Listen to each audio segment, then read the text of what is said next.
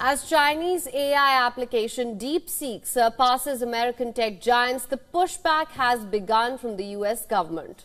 And this is, along with the U.S. government, is also lawmakers who are citing concerns for national security of the U.S. now. U.S. Navy has instructed its members to avoid using this Chinese model altogether due to potential security and ethical concerns associated with the model's origin and its usage.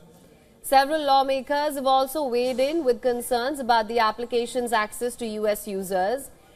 John Mulna, who chairs the House Select Committee on the Chinese Communist Party, said that the United States cannot allow models such as DeepSeek to risk national security. He called for stronger export controls on technologies critical to DeepSeek's AI infrastructure.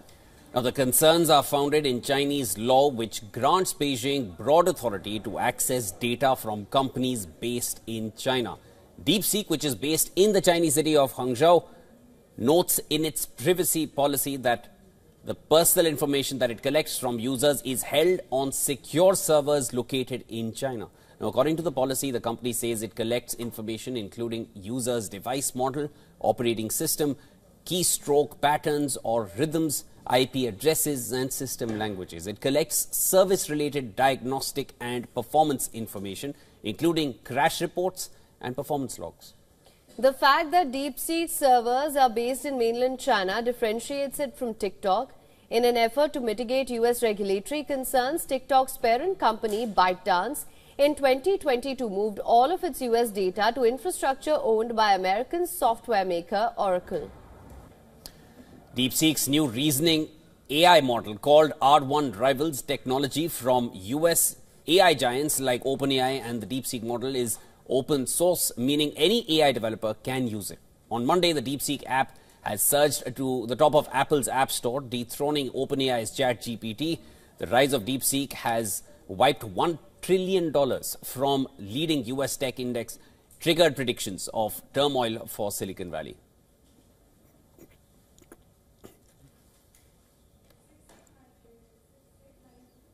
All right, for more on this, we're now being joined by Professor Nick Bostrom. Bostrom is Director, Future of Humanity Institute, University of Oxford.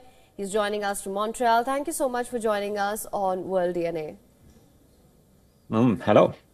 To begin with, what is your assessment of the extent of security and ethical concerns which are associated with DeepSeek?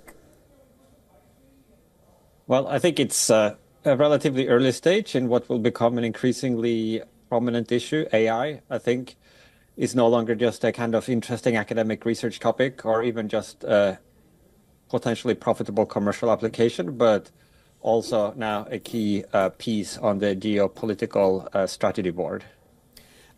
Professor, the scope to which this chatbot can influence, whether it's geopolitics or whether it's people's thought processes with the kind of responses it's going to get, how widespread can that influence really be, and what would be the key concerns at this point in the US?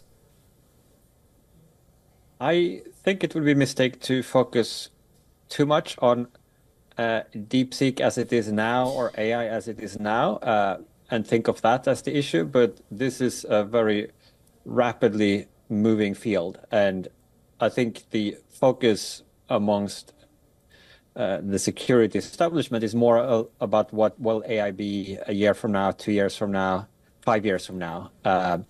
So it's not a static thing, but it's a sort of sign that China is in this as well, and that they have leading edge capabilities, and that causes concerns in the US, which has tried to position itself so as to have a dominant position in AI.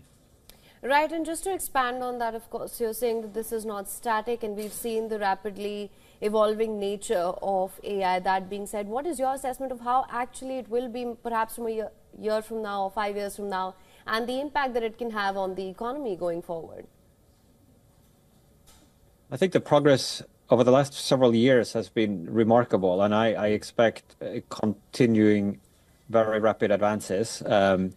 We are seeing the early stages of the transition from these large language models to systems that can think and reason. So the latest models from OpenAI have the ability to use time during runtime to improve the answers. They can sort of think for a period of time before answering. And I think that's something we will see more of this year, and also the introduction of agents. So AI systems that don't just wait until you ask them a question and then they give an answer, but systems that can start doing tasks on the user's behalf.